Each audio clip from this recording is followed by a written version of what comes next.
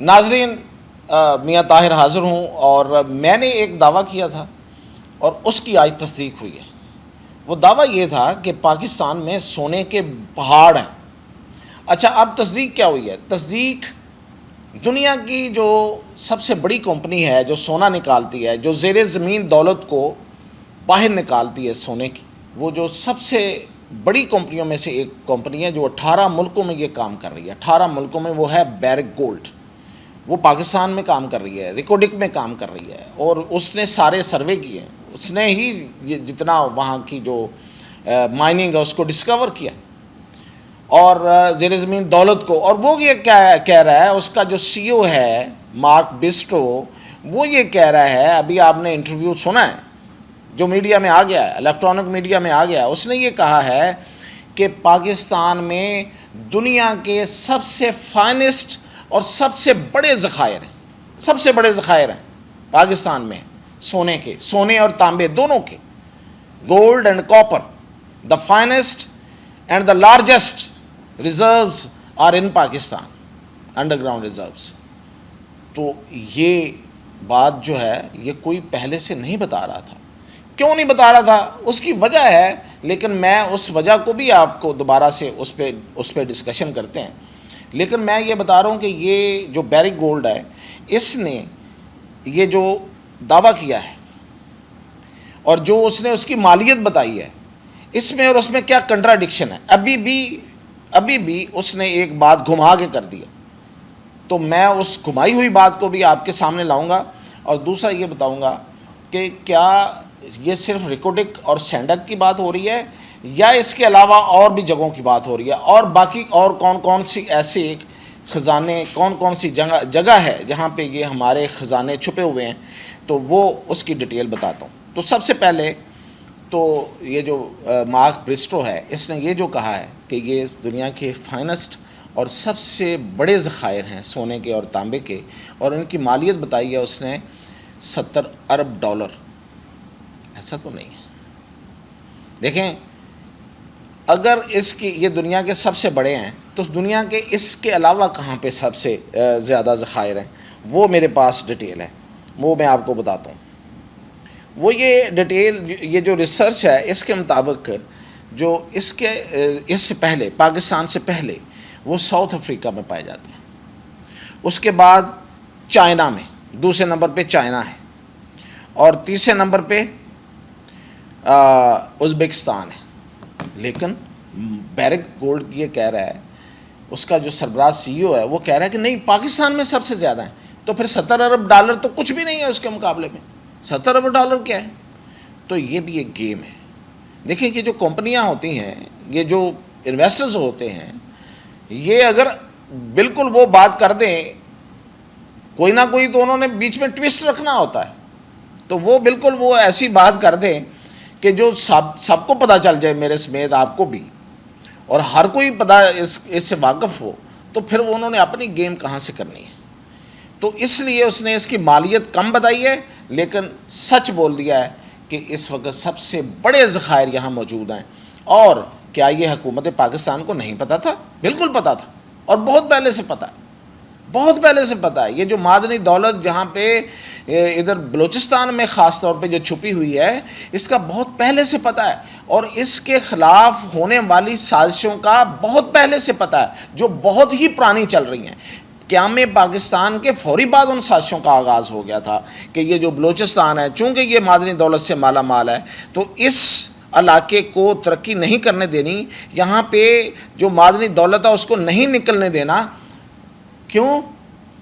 کہ یہ بہت سے ارد گرد کے لوگوں اور بہت سی عالمی طاقتوں کو پسند نہیں ہے کہ پاکستان اس طرح سے ترقی کرے۔ اور ویسے بھی میں جیسے بتایا کرتا ہوں کہ پاکستان تو عالمی قوتوں کی ایک گزرگاہ ہے، ہم تو ایک رستے میں پڑتے ہیں، وہ لڑتے ہیں، وہ بھڑتے ہیں، وہ جھگڑتے ہیں، وہ سینگ پھنساتے ہیں ایک دوسرے کے ساتھ اس ایریے میں۔ امریکہ نے رشیا کے ساتھ لڑنا ہے، رشیا نے امریکہ کے خلاف لڑنا ہے، امریکہ نے چائنا کے خلاف لڑنا ہے، یا انڈیا نے پراکسی بن کے چائنا کا رستہ روکنا ہے۔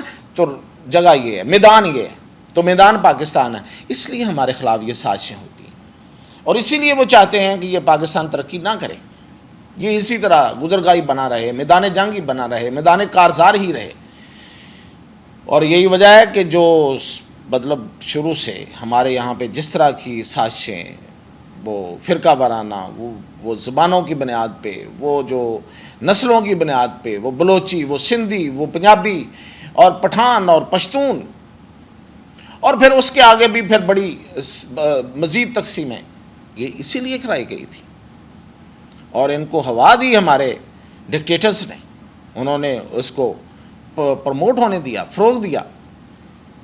یہاں پہ اس وجہ سے یہ سب کچھ ہوا ہے. اب میں آپ کو بتاتا ہوں کہ یہ صرف یہ یہاں تک نہیں ہے کہ یہ صرف جو میں بتا رہا ہوں آپ کو کہ یہ سینڈک اور یہ ریکوڈک ہے، اور کہاں کہاں پہ ہے. وہ کہاں کہاں ہیں دیکھیں. اس کے علاوہ یہ جو ریکوڈک اور سینڈک ہے، اس کے علاوہ چاگی پورا ڈسٹرکٹ، اور خاص طور پہ اس کا کوہ دلیل کے نام سے ایک پہاڑی سلسلہ. یہاں پہ تو ایک سروے یہ کہتا ہے کہ یہاں پہ ہیرے، جواہرات جو زمین کے نیچے بنتے ہیں، اور وہ آتش فشاں علاقہ ہے چونکہ، تو یہ ایسے علاقوں میں ہیرے جواہرات ہوتے ہیں. اس کے علاوہ ڈربن چاہ، یہ وہ علاقہ ہے جو کچھی ضلع میں واقع ہے، اور یہاں پہ بھی سونے اور تانبے کے، اور یہ سبی سے آگے ہے لیکن یہ کچھی ضلع میں ہے. اور دو اور جگہ ہیں، دشت قائن جسے کہتے ہیں، اسے صحرائے قائن بھی کہتے ہیں، دشت کین بھی کہتے ہیں.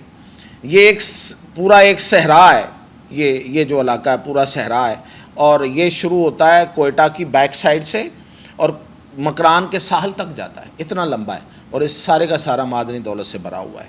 اور اس کے علاوہ زیارت، آپ کو پتہ ہے جو زیارت کا علاقہ کوئٹہ سے اوپر، اور وہاں پہ پیر سلطان کا علاقہ ہے. اور یہ زیارت کا یہ پیر سلطان، یہ جو پہاڑی سلسلہ، اور کوہ سیاہ ایک سلسلہ ہے. یہ دونوں جو ہیں یہ بیسیکلی کوہ سلمان جو ایک پہاڑی سلسلہ بڑا، اس کا حصہ ہے. یہ سارے کے سارے دولت سے بھرے ہوئے ہیں. اور میں نے اس کے علاوہ بتایا کہ یہ تو بلوچستان ہے، پنجاب پیچھے نہیں ہے. اور پنجاب میں جو چنیوٹ ہے وہ اس کے زیر زمین سونا ہے، تانبا ہے، اور اعلیٰ سطح کا ہے. اس پہ ابھی کوئی بیرک گولڈ نامی کوئی کمپنی نہیں آئی، کوئی اور نہیں آیا. انہوں نے سیمپلز لیے سمپلی، اور ان کو لیبارٹریز میں، بیرون ملک لیبارٹریز میں بھیجا، جرمنی کی لیبارٹریز میں بھیجا، سوئٹزرلینڈ کی لیبارٹریز میں بھیجا، اور وہاں سے یہ رپورٹس آئی ہیں کہ وہاں پہ بہت بڑے ذخائر ہیں. اور موجودہ شہر جو چنوٹ ہے اس کے نیچے، اور اس کے علاوہ یہ جو کھوڑا، اور یہ جتنی یہ کھوڑا، اور اس کے ساتھ جو ہمارا یہ جو سالٹ رینج ہے اس میں، اور پھر یہ میں بتاتا ہوں اس میں اور کیا ہے. یہ سونا اور تانبا تک بات نہیں ہے. اور پھر یہ کہ اس کے علاوہ یہ پورا یہ دریائے سندھ اٹک سے لے کے آگے بھی ہو سکتا ہے، لیکن اب تک کے سروے کہتے ہیں کہ اٹک سے اپ ورڈ جہاں سے یہ دریا شروع ہوتا ہے. اس کے علاوہ یہاں پہ کون کون سی دھاتیں ہیں؟ یہ صرف سونا اور تانبے تک بات نہیں ہے. لیتھیم ہے جو بڑی مہنگی دھات ہے، ریئر نایاب دھاتوں میں آتی ہے. اور پھر یہاں پہ میگنیشیم ہے اور زنک ہے. اور اس کے علاوہ لوگوں کو بہت کم پتہ ہے کہ یہاں پہ جو دھاتیں پائی جاتی ہیں، دھاتوں کے علاوہ یہاں پہ اور کیا مطلب ایسی چیزیں ہیں کہ مطلب ایسے پتھر ہیں، ایسے یہاں پہ دوسری چیزیں ہیں کہ جو زراعت میں، جو خوراک میں، جو پوری دنیا میں استعمال ہوتے ہیں. یعنی کہ زمین کی اس کو فرٹائل کرنے کے لیے، اس کو زرخیز بنانے کے لیے پوری دنیا میں اس کی مانگ ہے. اور زمین اور ایون جو جانوروں کی خوراک ہے اس کے لیے جو چیزیں استعمال ہوتی ہیں، اس میں جس کو جو انرچ کرتی ہیں وہ چیزیں ہمارے ان پہاڑوں سے، یہ جو کھوڑا اور ان کے پہاڑوں سے وہ نکلتی ہیں. اور میں نے جیسے بتایا آپ کو، میگنیشیم ہے، زنک ہے، لیڈ ہے، کاپر ہے، کوبالٹ ہے، اور مطلب بے شمار اس کی کچھ ڈائریکٹ بڑی دھاتیں ہوتی ہیں، کچھ اس کے بائی پروڈکٹ ہوتے ہیں اور وہ پائے جاتے ہیں. اور یہ اتنی بڑی تعداد میں ہیں. تو اب اس میں جو بات بتانا جا رہا ہوں کہ جو اس کو چھپایا گیا اور اب جو سامنے آ گئی ہیں یہ باتیں، تو کیا ہوگا؟ اب میری ایک تھیوری ہے کہ اس کو اس لیے چھپایا گیا تھا کہ دشمنوں کی نظر لگ جائے گی، دشمن اس پہ آ کے اپنی سازشیں تیز کر دیں گے، تو کیا اب نہیں کریں گے؟ ہاں، یہ بہت بڑا سوال ہے۔ تو اس کا جواب یہ ہے کہ پہلے نمبر پہ تو یہ ریکوڈک اور سینڈاک جو ہے، یہ وہ والی سائٹس ہیں جو بڑی حد تک اب سیکیور کر لی گئی، اور یہ جو چاگی، ڈربنچا، جو میں نے کچھی کا ضلع، اور یہ جو مکران سے اس طرف، مکران سے اس طرف نہیں، مکران سے اس طرف کا جتنا ایریا ہے، اور یہ جو میں آپ کو کوہ سلیمان کا ایریا بتا رہا ہوں، یہ وہ علاقے ہیں جہاں پہ نوابیت نہیں ہے، نواب کوئی نہیں ہے، یعنی کہ نواب اکبر بگٹی جیسے نواب یا کلات جیسے نواب نہیں ہیں۔ وہاں پہ جو ملکیتیں ہیں وہ انڈیویجولز کی ہیں، تو بیسیکلی وہاں پہ جا کے آپریٹ کرنا اور ان علاقوں سے جا کے چیزیں نکالنا بہت بڑا مسئلہ نہیں ہوگا۔ یہ مسئلہ تھا ان علاقوں میں، یہ جو سوئی کا علاقہ تھا اور یہ جو ان نوابوں کا علاقہ تھا اور کلات جیسے علاقوں میں، لیکن وقت کے ساتھ ساتھ وہ بھی معاملات جو ہیں وہ صحیح ہو جائیں گے۔ یہ آپ دیکھیں کہ آج جو سابق وزیر اعلیٰ بلوچستان عبد المالک جو رہے ہیں وہاں پہ، وہ آج نواز شریف سے آ کے ملے ہیں، تو یہ اسی سلسلے کی کڑی ہے۔ مقصد یہ ہے کہ ایک تو پولیٹیکل فورسز کو ٹیبل پہ لانا، اور دوسری طرف آپریشن اتنا پریسائز آپریشن اس وقت چل رہا ہے، جدید مشینری کے ساتھ آپریشن چل رہا ہے کہ پورے علاقے سے دہشت گردی جو ہے نا اس کا نام و نشان مٹا دیا جائے گا۔ اور پھر یہ میں نے آپ کو پہلے بھی بتایا ہوا ہے کہ ایران سے بات ہوئی ہے، اور ایران کو یہ کلیئر کر دیا گیا ہے کہ اگر آپ کی طرف سے کوئی ایسی کوئی چیز ہوئی تو آپ پہلے ہی عالمی مسائل میں گھرے ہوئے ہیں، تو پھر ہماری طرف سے آپ کے لیے بالکل نہ ہوگی۔ تو ایران اس چیز کو سمجھتا، اور ایران نے اس پہ انڈرٹیکنگ دی ہے۔ اور یو اے ای کا پرابلم ہے، یو اے ای کے لیے سعودی عرب سے بات چیت ہو رہی ہے کہ یو اے ای کو سمجھائیں بھائی کہ یہ جو گوادر ہے یہ چلنا ہے، یہ ہر صورت چلنا ہے، آپ جو کرنا ہے آپ کریں، لیکن اگر آپ اسی طرح رکھیں گے تو پھر ہماری طرف سے بھی آپ کو کوئی اور انداز ملے گا۔ تو یو اے ای کو میسج پہنچ گیا ہے۔ اب وہ کب تک وہ یہ جو بی ایل اے اور ان کے پیچھے سے ہٹتے ہیں، فنڈنگ کرتے ہیں وہ ان کو، وہ ہٹتے ہیں، یہ بھی وقت بتا دے گا۔ پرابلم جو ہے وہ امریکہ کا ہے۔ تو اسی لیے اب آپ نے دیکھا کہ امریکی نمائندہ بھی آیا، امریکی کمپنیاں بھی آئیں، اور یہ جو بیرک گولڈ ہے یہ بھی اپنے انٹرویو میں سعودی عرب اور امریکہ کو ہی ویلکم کہہ رہا ہے، اور ان کو کہہ رہا ہے کہ وہ آئیں اور وہ آگے انویسٹ کریں۔ تو اگر بسم اللہ امریکہ آ جائے، ہمیں تو انویسٹر چاہیے، اور انویسٹر امریکہ کا آ جائے، وہ یہاں سے آ کے اپنی مائننگ کرے، سونا نکالے، اور باقی لوگ بھی آ جائیں۔ تو یہ تو ایک کمپنی کی اجارہ داری تو نہیں ہو سکتی کہیں پہ، اتنی بڑی دولت میں آپ کو بتا رہا ہوں۔ تو امریکہ آئے گا، سعودی عرب آئے گا، یو اے ای آئے ہماری بلا سے، ادھر سے چائنا آئے گا، جس نے آنا ہے بھائی آگے کرے، اپنا کام کرے، اور ہمارے قوانین اور ہماری جو معاہدے ہیں اس کے مطابق کام کرے، اور اپنا حصہ لے جائے، ہمارا حصہ ہمیں دے جائے۔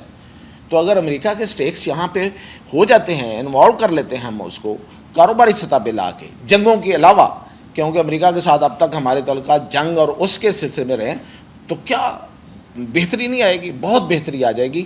تو اس لیے یہ کہنے کو کوئی مذائقہ نہیں ہے، کوئی اس میں اب مجھے کوئی خدشہ نظر نہیں آ رہا کہ اچھے دن آنے کو ہیں، لیکن اگر یہ کنٹینیوٹی رہتی ہے اور ہماری جو پالیسیز ہیں وہ اسی طرح آگے چلتی ہیں، اگر اس میں کوئی سٹرائک آتا ہے، کوئی ڈرون سٹرائک آتا ہے، یہ جو ہماری جو صورتحال جس طرح سے چل رہی ہے اس کو خراب کیا جاتا ہے، ڈسٹربنس آتی ہے اور کوئی ڈسرپٹ کرتا ہے، تو پھر کچھ نہیں کہا جا سکتا۔ تو اس لیے سب کو کوشش کریں، سب مل کے کریں، تو پھر یہ ہو جائے گا۔